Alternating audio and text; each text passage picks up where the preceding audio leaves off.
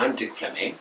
I used to work for the European Commission as an English language interpreter and also as an interpreter trainer. Now, you probably recognize this even if you aren't yet a professional interpreter. Yes, indeed, it's a consecutive interpretation notepad. I'm going to talk to you about both. In other words, about consecutive interpretation and also about the notepad. Perhaps I should start by defining briefly what consecutive interpretation is.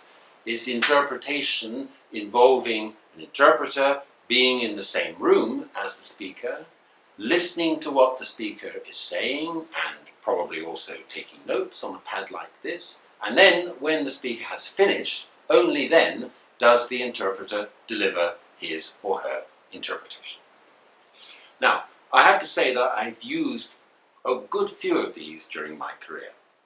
In the early stages, decades ago, I used it in small technical meetings which tended at the time to be conducted in consecutive mode.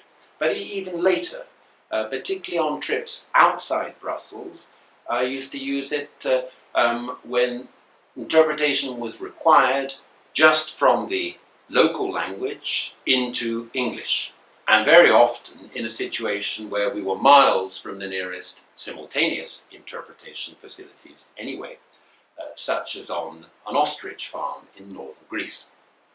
And in any case, I always used to carry one of these with me, just in case the local head of the Wine Growers Association, having had perhaps a little too much of his own produce, decided to stagger to his feet and deliver a speech.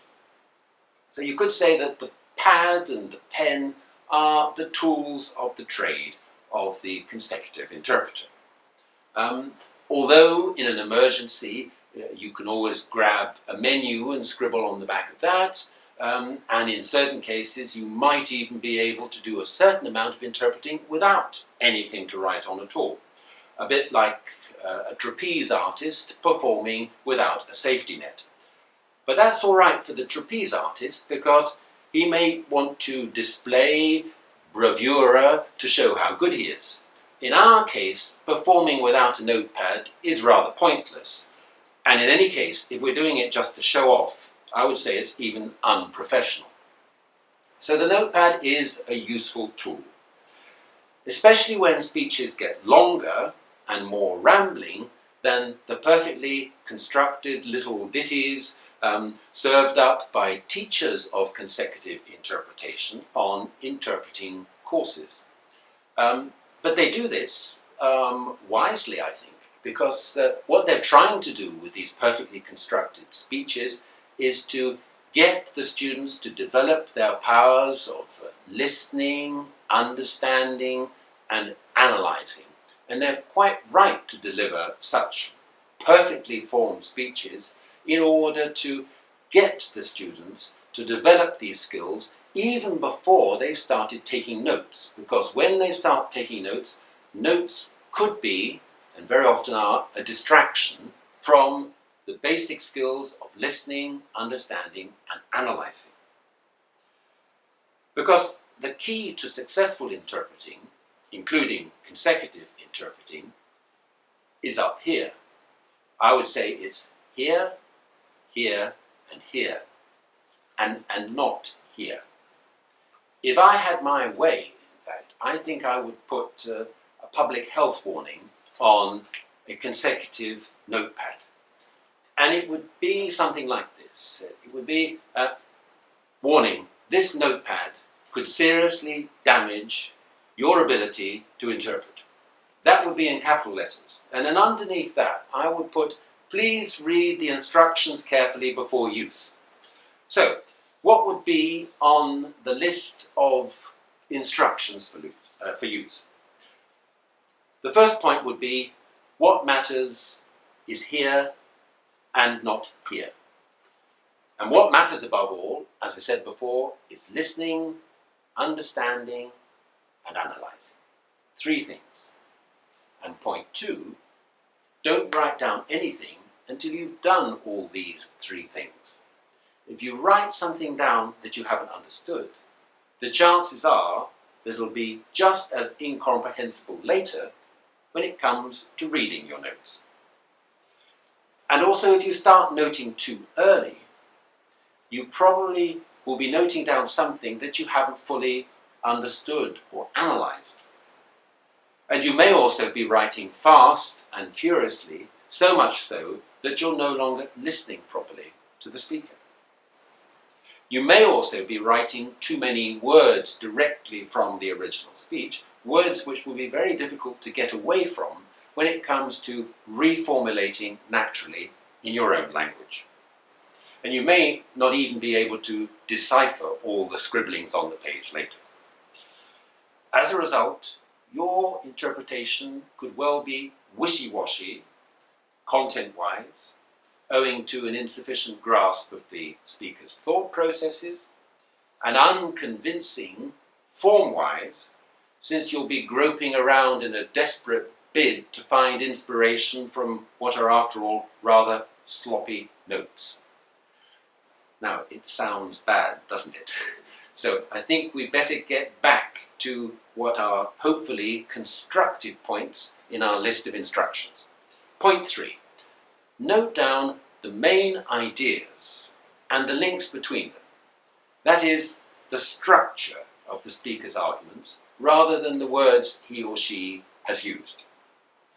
In this way, your notes will be a record of the process of analysis you are carrying out here in your head, and will also be a useful memory jogger later when it comes to reformulating the speech.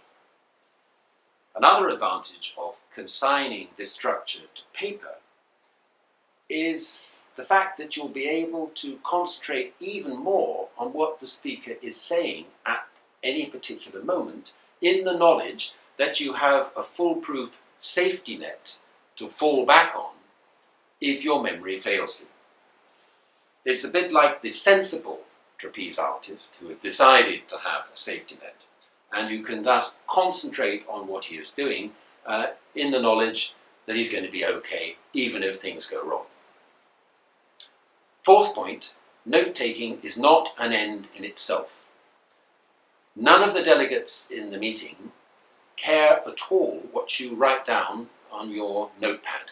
All that counts is the quality of the interpretation. And a fifth point, the way you take notes is a highly personal affair.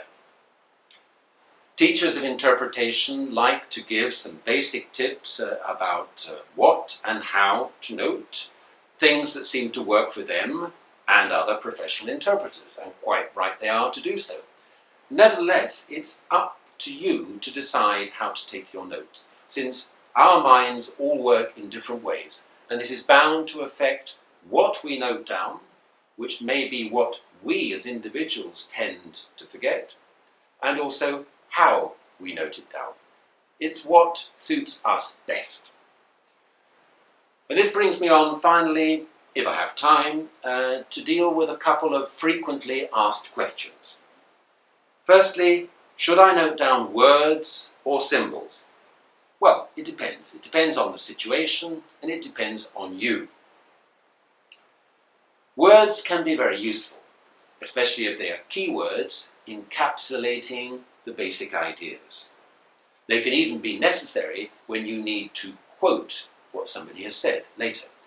But symbols can be very quick to jot down and have the advantage of jumping out at you from the page.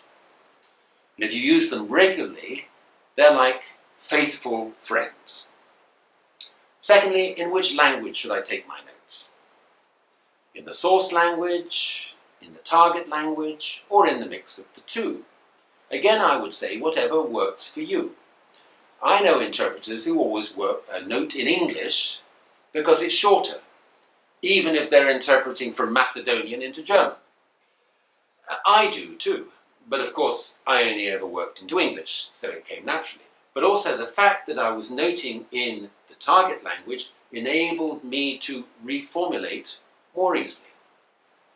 So that's it. You've had your warning, but if you follow your teacher's instructions and use your notepad properly, you should, sooner or later, find it a help rather than a hindrance and come to love it like I did. Thank you.